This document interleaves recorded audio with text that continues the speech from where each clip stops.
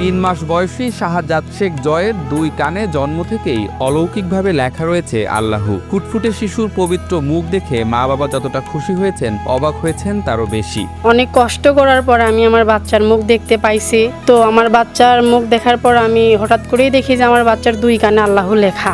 জয়ের বাবা শফিকুল ইসলাম ও মা মোসাম্মদ জান্নাতি খাতুন জানান, গত 3 মে 2025 তারিখে জন্ম নেয় শাহজাদ। জন্মের পরপরই তারা লক্ষ্য করেন শিশুর 2 কানে আরবি হরফে আল্লাহু লেখা ফুটে উঠেছে। কিছুক্ষণ পরে দেখি একটা কান্নার আওয়াজ।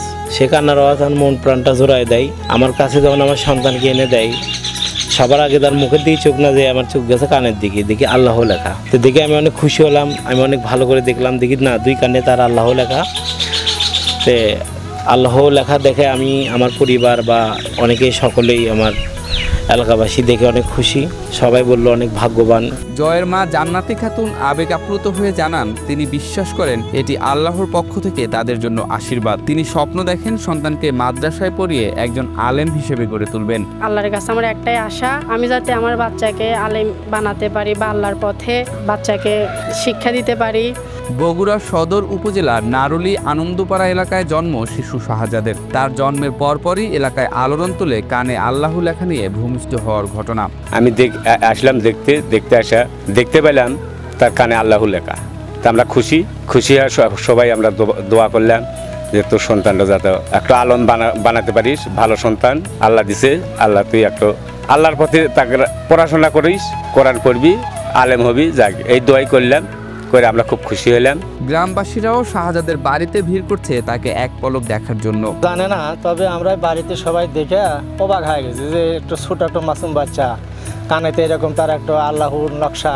এই ঘটনায় ধর্মীয় নেতারা বলেন, আল্লাহ তাআলা তার ইচ্ছায় সৃষ্টির ভেতর দিয়েও মানুষকে তার শক্তি ও নির্দেশনার নিদর্শন দেখাতে পারেন। তারা সবাই জয়ের সুস্থতা ও দীর্ঘায়ুর জন্য দোয়া করার আহ্বান জানান।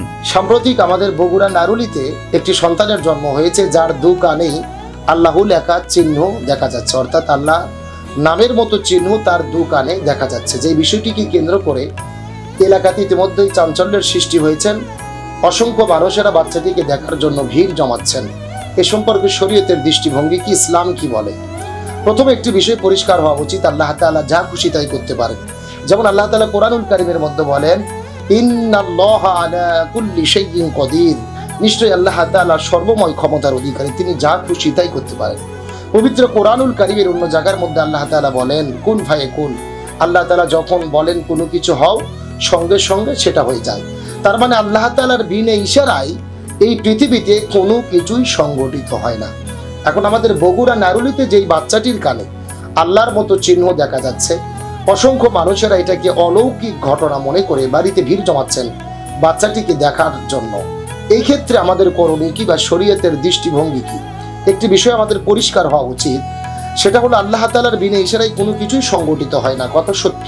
পৃথিবীতে যা কিছু ঘটে সব কিছুর পিছনেই আল্লাহ তাআলার ইচ্ছা বা আল্লাহ তাআলার পাওয়ার বা ক্ষমতা রয়েছেন।